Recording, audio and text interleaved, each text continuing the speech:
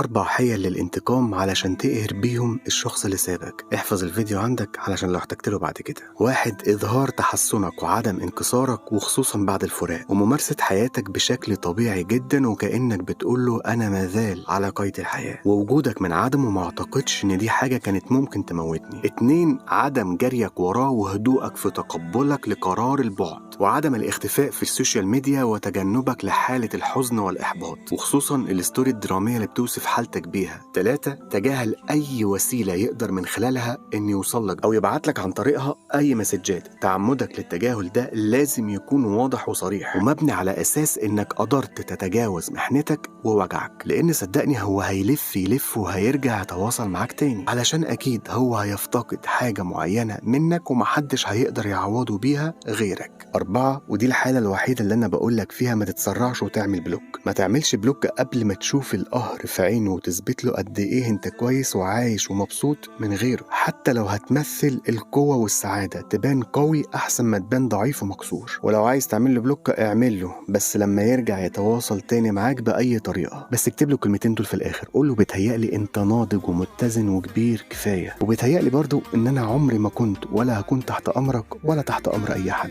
أنا مبسوط من غيرك أكتر وواثق إن فرص السعادة والخير لقلبي لسه ما فاتتنيش، فربنا يوفقك.